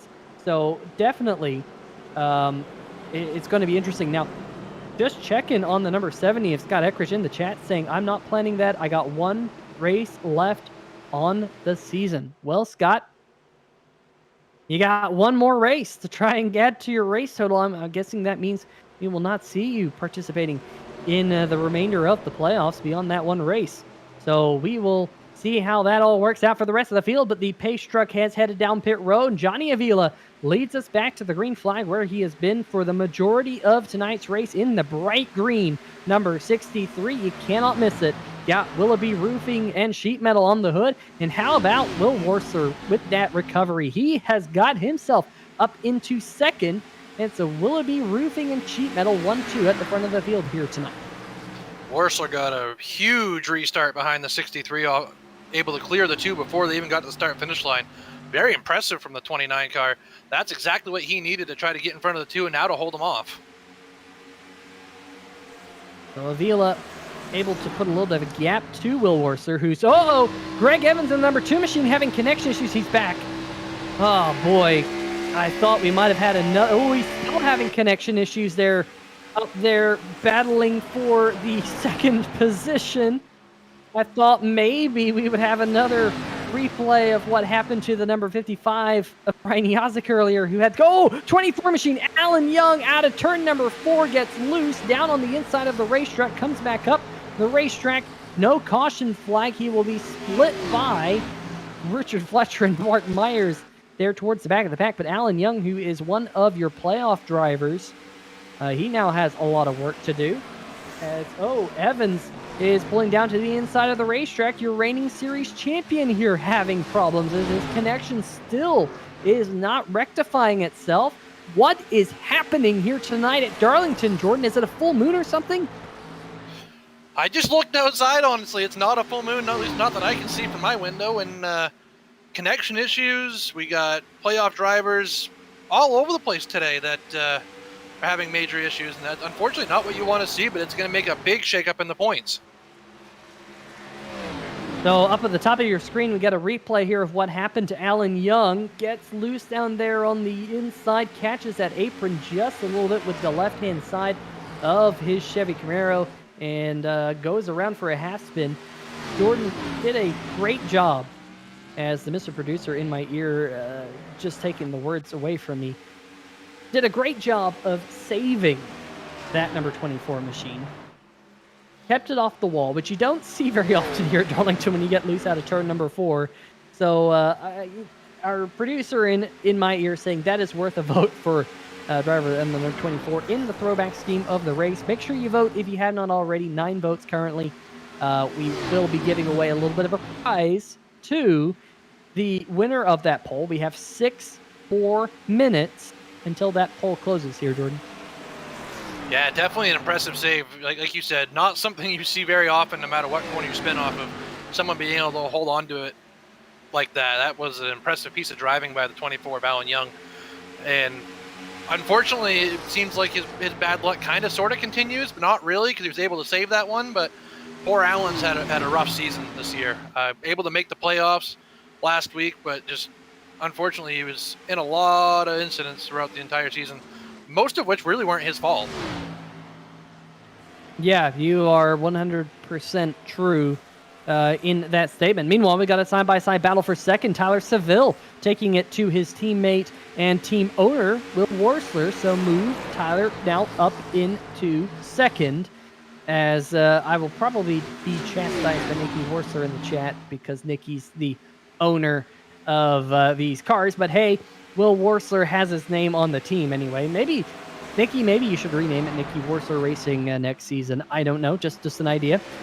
Maybe that would grind Will's gears. I don't know, but go ahead and do it.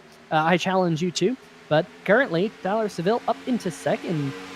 Did a good job there closing in on Johnny Avila pretty quickly. Could Tyler Seville be in store for another win here tonight? Could he make it 5 on the season here tonight at Darlington?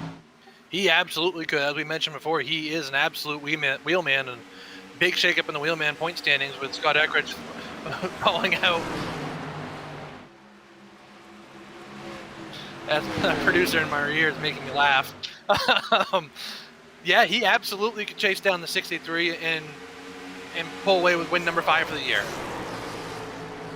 You know, every once in a while here on 3Wide TV, we have a little bit of getting our tongues tied. I mean, it happens more often than not, let's be honest. But the probably my biggest gaffe was at Darlington Raceway once upon a time. I will not repeat it, but Mr. Producer in my ear just repeated it to me.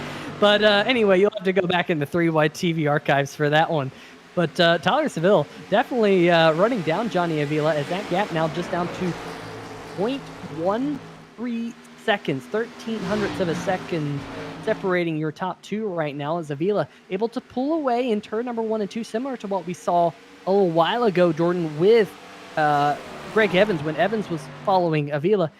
That leader able to run the preferred line through turn number 1 and 2, able to take a little bit of the downforce off the nose of the following car, seems to be extremely important here tonight, as Avila now able to get that gap back up to about 0.4 of a second, as Seville again gonna have to maybe cool off the tires a little bit and mount another assault here soon.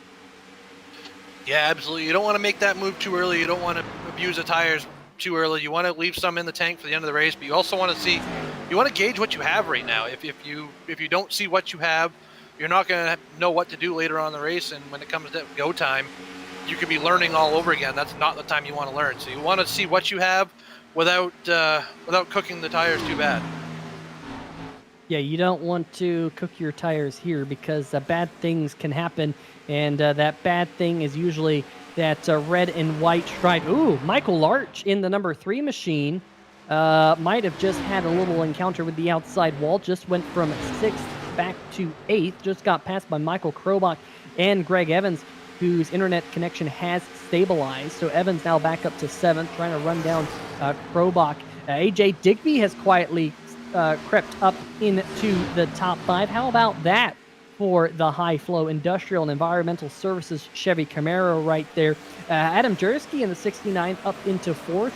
Will Worsler leading a little bit of a 3-car train right now. The 29, the 69, and the 14 all pretty much nose to tail, as we got a couple of late race battles developing out there on the racetrack for everyone on 3Wide TV to enjoy here. As my oh my, what a crazy race it has been here tonight. Twists and turns for sure. I wasn't quite expecting this race to be this topsy-turvy, but there's going to definitely be championship implications here tonight in the Patriot Media and Marketing Playoff, as well as in the Sim Speed Shop Wheelman Showdown, that's for sure. As AJ Digby smacks the wall coming out of turn number 4. He's going to have to give up that spot to the number 2 machine of Greg Evans. Move Evans now back up into the top 5. One small mistake can either make or break the race you're having. It looks like it luckily only cost a 14, one spot so far, but he's hot under fire from the 72 of Michael Krobach. That's what these guys are running against. You got someone like Greg Evans in your mirror. You're focusing on that car behind you, trying to keep him behind you as long as you possibly can. And one small slip up can put you in the fence, and you're now losing 1, maybe 2, 3, 4 positions. Yeah, and we saw that with Michael Larch in the number 3 machine as well. When he got into the outside wall just a little bit, he immediately lost 2 spots in a single straightaway. So you have to be picture perfect here for about the final 29 laps here at the Darlington Raceway. Just quickly go through the field for you. Of course, Johnny Avila and Tyler Seville, your top 2. Seville started in 8th. He's up to 2nd. Avila exactly where he started at the top of the race tonight. Will Worser, Adam Jersky, Greg Evans, that 3-car train right there, 3rd through 5th. Evans trying to bounce back after some connection issues. Meanwhile, Will Worser bouncing back himself after being involved in the first caution flag of the night. I believe it was the first caution flag of the night, maybe the second caution flag of the night. Getting aware that it was the second one in his Willoughby roofing and sheet metal machine. Got a lot of front end damage, but holding on to it very nicely. Jersky is one of our playoff drivers. In fact, that group of Worcester, Jersky, and Evans, all playoff drivers here. Then you got a little bit of gap back to AJ Digby, Michael Krobach there in 6th and 7th. Kind of a quiet night for both of those drivers. Krobach sporting a throwback scheme as we got a battle for the 4th spot breaking out. Greg Evans going to slide on by Adam Jersky, so he continues his charge back up towards the front. I'm just wondering if maybe when he had that connection issues, he was able to save his tires just a little bit, now able to kind of mount a charge to the back bumper of the number 29 of Will Work. So we'll continue to watch that. Troy Haight in the number 28 machine, also involved in an accident here tonight. I think it was involved in a spin and involved hitting the inside wall, if I remember correctly. He's worked his way back up into 8th. Of course, had a great qualifying run, did Troy Haight at the top of the night. Qualified in 4th. 9th spot is Michael Larch. Of course, in the running for the best paint scheme of the race. Not sure if we have the time on that. He is tied for 2nd. In fact, we have a 3-way tie for 2nd. We have 1 minute left here, folks. 1 minute left in the poll for the throwback scheme of the race. Jackson Van Volkenberg rounds out your top 10 right now. He's about 1.5 seconds behind Michael Larch in the University of Utah Health Machine. And then you got Thomas George in 11th, about another 4 seconds or so back. Then John Eckhart is in 12th, 1.5 seconds behind Thomas George.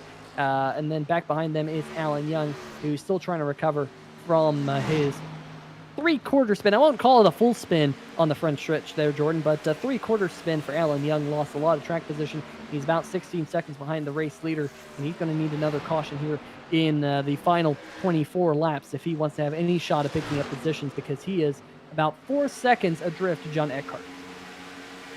Yeah, he's definitely going to need a caution to try to catch back up. As we mentioned, pit stop's pretty much done. You won't see him go back down pit road under green the rest of the night, so he definitely needs a caution to be able to catch back up.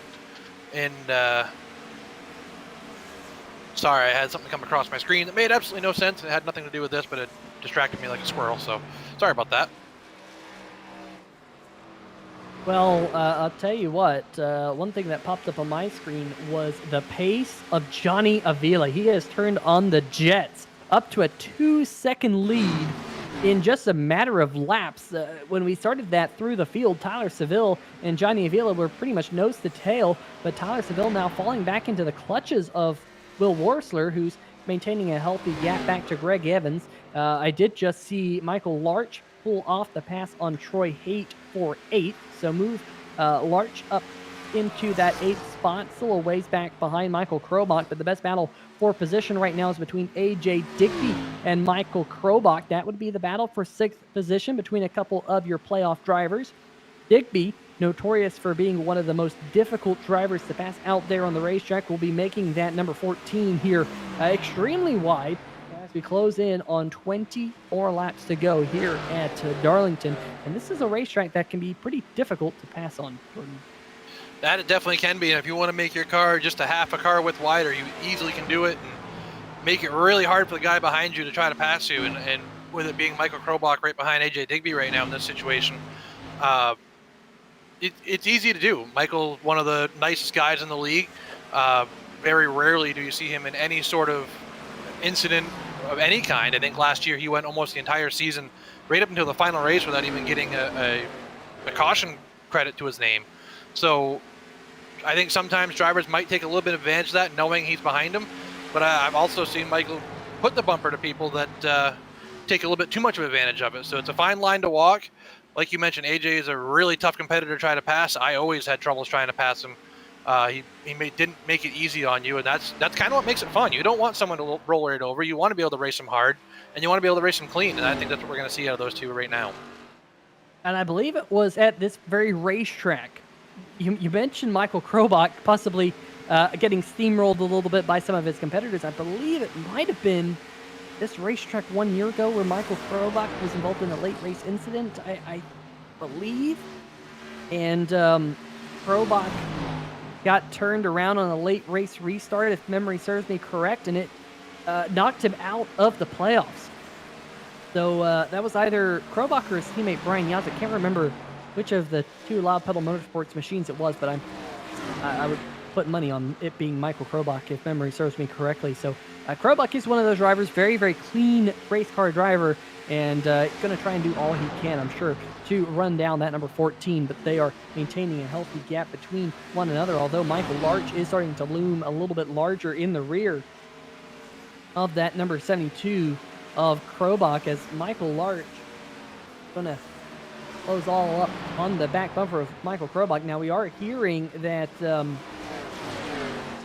trying to see, yeah, Drew Carroll in the number 27 machine out there, picked up the fastest lap of the race, which is worth a point here. Came down pit road 5 laps ago or so, came out there onto the racetrack, and with the track temperatures continuing to cool off as, whoa, contact between the two Loud Pedal Motorsports teammates. Drew Carroll having to go all the way down to the bottom of the racetrack to get underneath his teammate Michael Krobach, but Drew Carroll on the fresher tires making quick use of some of these older tired machines, as we see now a battle forming for second between the Will Worsler Racing teammates of Tyler Seville and Will Worsler. Yeah, that extra point's fun to get, but at this point in the season, kind of hard to justify it. I imagine Drew was having a lot of fun behind the wheel, although he doesn't really want to wreck his teammate. As we see the 29 of Will Worsler make a move on the 11 of Tyler Seville and clears him. So how about that? Will Worsler able to get that second position back. I was concerned that maybe that front end damage was really thwarting his pace, but you know what, Peter? It's not affecting me too bad. He is back up into second, getting around Tyler Seville, and now Seville under fire from Greg Evans in that number 2, continuing his charge up towards the front after some connection issues of his own. Not able to make that pass on the number 11 just yet. Michael Larch has closed in on Michael Krobach as well. We have 13, lucky number 13 laps to go here at Darlington Speedway, as, oh, Will Worsler smacked the wall through the middle of turn number 1 and 2. Don't see it slowing him up all too much. Now Drew Carroll in the 27 is working his way through this group as well. Carroll gets right to the back bumper of Tyler Seville. Seville having to back out just a little bit to allow Carroll on by. Now Carroll has a little bit of a decision here. Is he going to go low on Will Worsler in turn number 1-2? No, he is not. Gentlemanly driving there by Drew Carroll. 3 laps down in his Ford Mustang. Being mindful of what these other drivers around him are racing for. We're seeing a lot of smoke out there on the racetrack on the backstretch. Hearing that Mark Meyer's engine has finally expired. He is 15 laps down in the 17th positions. F in the chat for Mark Myers. And tonight comes to a premature end here as he finally reaches his pit box. But seems like, ooh, we got a battle side by side between AJ Digby and Michael Larch. Larch able to get around Michael Krobach as well. So, wow, Michael Larch going from 8th up to possibly 6th, although Digby's going to hold on to the 6th spot for now. But Larch really lurching himself closer to the top 5. That he is. He has been one of those drivers late in this season that has really come on strong. Had a couple of really good runs the last couple of weeks, and he's continuing that momentum on tonight. It's good to see a couple different faces making their way into the top 5 every week. Yeah, Larch now lurking behind the number 14 machine of AJ Digby. We've seen a little bit of pace over Michael Larch over the last couple of laps. We got a little bit of the 3-wide TV multicam for you. On the bottom of your screen, we see that battle for 3rd. On the top of your screen, you see the battle between 6th, 7th, and 8th as a lap counter, and the top left of your screen continuing to just tick away here tonight in round number 1 of the Patriot Playoffs. We have 3 races in this first round before we whittle the field from 12 down to 8. As, ooh, man, the number 2 of Greg Evans might have got a little bit loose there coming out of turn 2. He's going to lose a little bit of ground on the back of the number 11. We'll see what that gap is when they go across the start-finish line here this time, Jordan. But great job there by the 11 of Seville so far, holding on to 3rd. Yeah, holding on he is. I think what we mentioned earlier, I think he might have used up his tires a little bit too much, and now he's just in survive mode, trying to hold on for as many points as he possibly can. He's doing a great job so far holding off Greg Evans.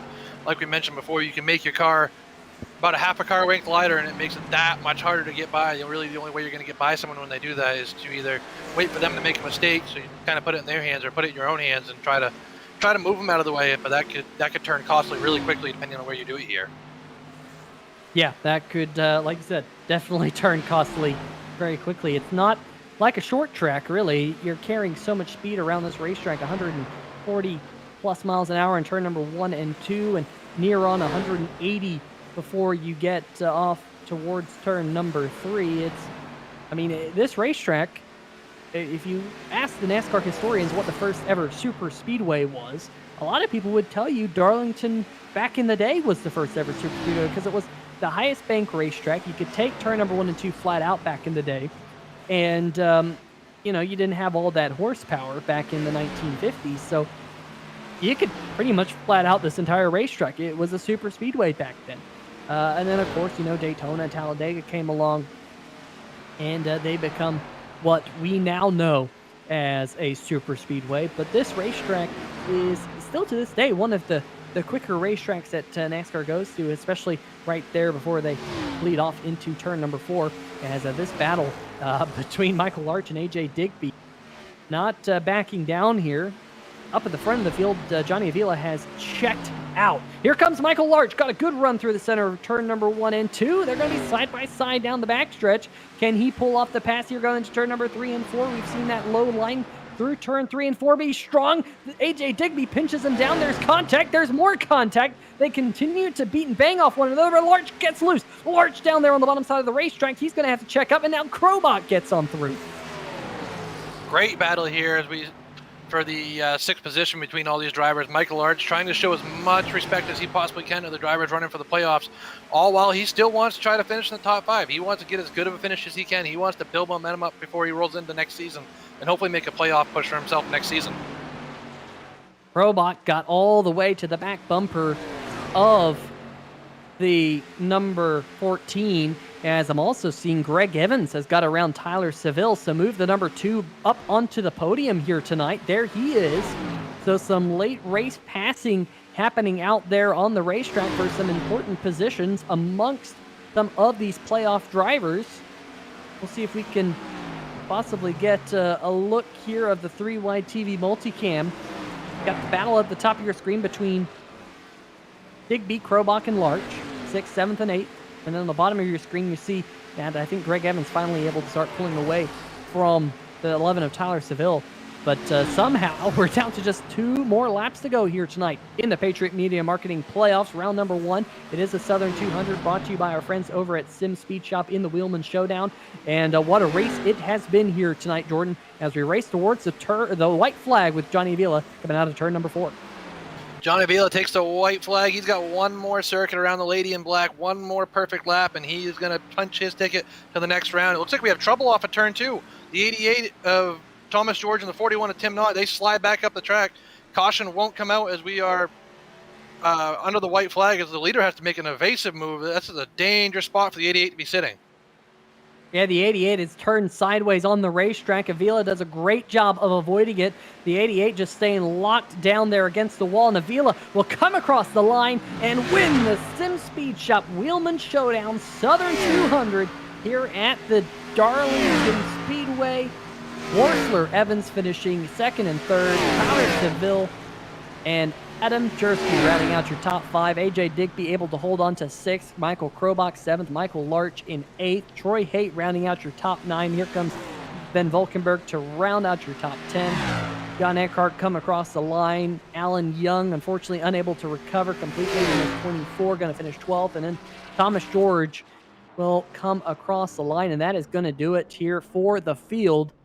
Johnny Avila getting a win here in that number 63 machine. And, you know, of all the drivers this season who, in my mind, Jordan, who continues to get better and better and better and better, I think you point to this driver right here, the number 63 machine. He was so close to getting to victory lane early on in the year, but ever since picking up his first win back all the way at Sonoma, he got that other win at Road America. He's had a couple of other podium finishes, got a podium at Watkins Glen, got the podium at Michigan, and finally able to get the win here tonight at Darlington. Extremely impressive from the driver of the 63. That it has been. It's really hard to miss the first 5 races of the season and still make the playoffs, but that's what he was able to do comfortably, and we saw him, the dominance is going to continue. This is one of your championship favorites at this point, I think. Yeah, that is for sure, especially with the news of the number 70 not finishing out the season after tonight at Darlington. Johnny Avila going to take home the win. Will Orser going to come home in second, about 4 seconds back. Greg Evans not able to get around the 29, but he did get around Tyler Seville for that third spot late in the race, Seville in fourth, Adam Jersky in fifth, as you see Avila's motor go pop right there on the start-finish line. Digby comes home in sixth. Michael Krobach in 7th. So your top 7 drivers, all playoff drivers here tonight. Michael Larch in 8th. Troy Haight in 9th. Then you have Jackson Van Volkenberg rounding out your top 10 there, Jordan. Finishing 11th will be John Eckhart. 12th will be Alan Young, like you've mentioned before, not able to fully rebound from his late race spin. Thomas George, we saw sitting on the backstretch, will finish 13th. Tim Knott will be 14th. Richard Fletcher 15th. Drew Carroll, after his pit road incident, will be 16th. Mark Myers, the little engine that could all night long, finishes 17th. Corey Benton's 18th. Scott Eckrich will finish 19th, and 20th will be Brian Yazik. Yeah, and you look after 10th spot, your playoff drivers, Alan Young there, Thomas George is another playoff driver. Then, of course, Scott Eckrich, Brian Yazik. 21st spot, you have Grant Brown, another one of your playoff drivers. So a couple of your playoff drivers really opening up the door for these other drivers here tonight. Mark Cohn finishing in 22nd. He said tonight was his favorite racetrack, and to be involved in an accident in the opening 30 laps was just heartbreaking. Jeff Ward gonna finish 23rd here tonight after having a spin in the number 9 machine. Kevin Stone, an early spin for the number 17. His night ended extremely early right there on lap number 2. Jamie Moore and Gordon Digby did not make it to the green flag here tonight in the Sim Speed Shop Wheelman Showdown Southern 200 here in Sim Racers Club Premier Series, as Johnny Avila continues to sit there on the front stretch. Let's see if we can pick up some of these post-race interviews for you folks here on 3Y TV. Now, we were hoping to be able to talk to the driver who had the fan-voted favorite paint scheme of the race, Brian Yazik, but unfortunately, Brian Yazik unable to be here with his connection troubles. So we are really bummed about that. Maybe we can catch a word with him next week. Hopefully his connection troubles do rectify themselves between now and then. But let's see if we can get these interviews kicked off with tonight's third place finisher, driver of the number 2 machine, Greg Evans. Greg Evans, Peter Short, 3 wide TV booth. You got a copy? Yes, sir. Well, the number 2 machine was definitely very fast tonight. Wasn't a great qualifying run for you. We mentioned that kind of at the top of the show. But you started in 10th. We thought that was a little bit far back, but you pretty quickly worked your way up into the top 5. And for there, you would stay for a good portion of the race, but some late race connection troubles. You dropped to the inside, let a lot of the field go on by. That must have just been absolutely heartbreaking, but a great recovery for you. Walk us through the night from your perspective on board the number 2. Yeah, we had a really horrible qualifying, but that's kind of par for the course for this year so far.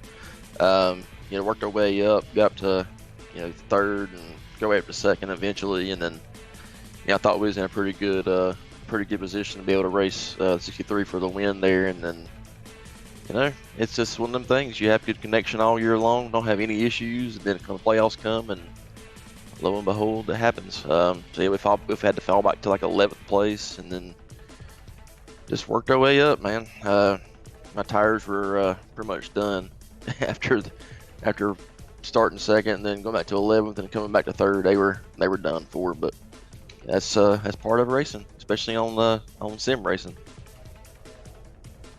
Yeah, and in fact, that was going to be my next question, because at one point you were there behind the number 11 machine, as well as the number 29 machine. You caught up to both of them, and it just seemed like maybe your tires were too far gone there late in the race, but a very valiant effort for you here tonight. Next week, we go to Richmond, race number 2 here of the Patriot playoffs. You put yourself in a great position after tonight's event to continue on here in the playoffs into the round of 8, but you can't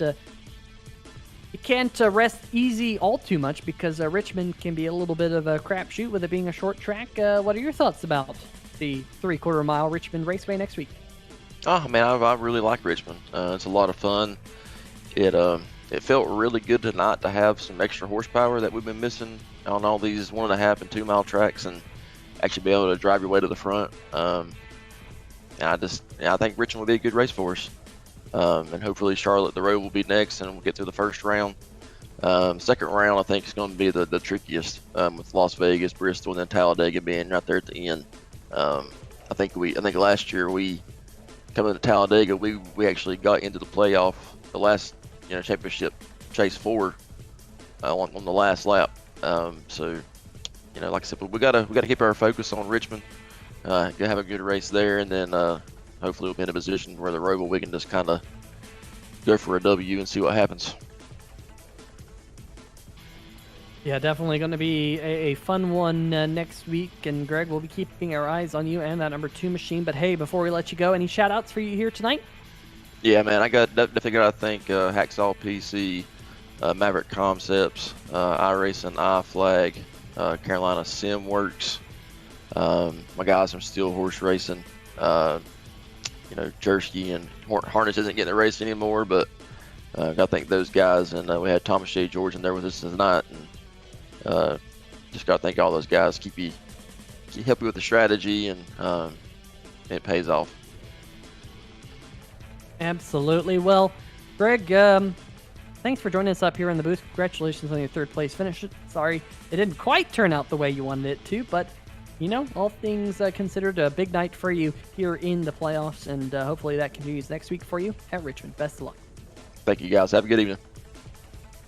All right, that's going to do it for tonight's 3rd place finisher, Greg Evans, and I believe that Jordan Arnish is caught up with tonight's runner-up, driver of the number 29 machine of Will Warser Racing.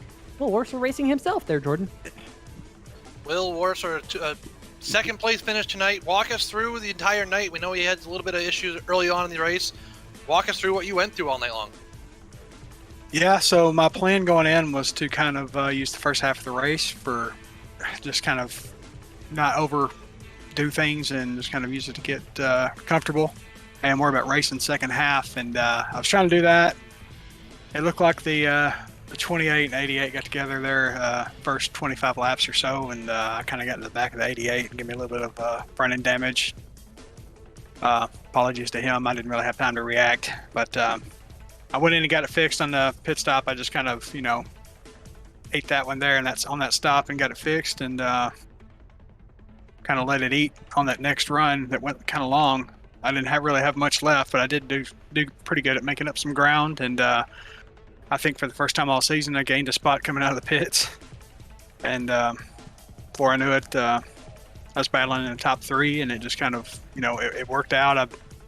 I think the 11 Seville hurt his tires there towards the end, and I was able to get around him, but I don't think anybody had anything for Avila. Man, he showed up to do one thing, and that's what he did, and it was a really good night for WWR. We had four WWR or satellite drivers in the top 6, and Richard Fletcher got P15, 0 incidents at Darlington. Man, you can't ask for much better than that. All your drivers finishing top 15, so it was definitely a good night. Definitely a good night it was. How bad was the damage? I know you said you were able to fix it in one pit stop. Did it affect you the rest of the night, or were you able to get it fully fixed on that one pit stop? I honestly didn't feel it. I can't imagine it made me any faster. I don't know if it slowed me down. I don't know if I really doubt that if I had a perfect car towards the end, I'd had anything for Johnny. He was fast, like always, in practice during the week. He struggled with tire wear in long run, and man, he found something mid-race or early on in the race, and he found his comfort level, his happy place, and just made this track his tonight. That he definitely did. And is there anyone you would like to thank tonight for your second place finish? I mean, I got to thank my teammates for pushing each other and making me better and making all of us better, like we do every week. People that support me, my wife, and Craig Stykes usually watches if he can't race, and want to give a shout out to the city of Waverly and Humphreys County community. That's where I live, and that's where the flood in Tennessee happened past weekend. It's a tough time for the community. There's a lot of death and destruction took place. It's an awful situation. But, Waverly strong. They're going to push through and build back, and everybody will, everybody's going to do their part to get where they need to be and heal from this. Absolutely. We wish you all the best, especially all your neighbors that are rebuilding right now, and our thoughts are with everyone that has been affected by this tragedy. And congratulations on your second place run tonight, and good luck the rest of the way. I appreciate it. Thank you, sir. All right, well, that's going to do it with tonight's runner-up driver of the number 29 machine of Will Worser, putting in an absolute shift in that machine. But it is time to go to victory lane with the number 63 machine of Johnny Avila right here on the start-finish line. That number 63 has actually not made it back to victory lane because it's got a blown motor, but Johnny Avila has made it there. And Johnny, Will Worser said you found something, and you found something, and it clicked, and sure enough, it did. A pretty dominant performance here tonight. I think you led maybe all but about 10 laps here tonight, and en route to about a 4-second race victory. What was it? What did you find this week in that number 63 machine? Because it was lights out for you in that 63 at the front of the field. I can't give away my secrets, but this track and the setup being so loose, it just fit my driving style. Thankfully, Will, he set up a lot of practices, so I was able to find my groove, and today I was just trying to execute what I learned.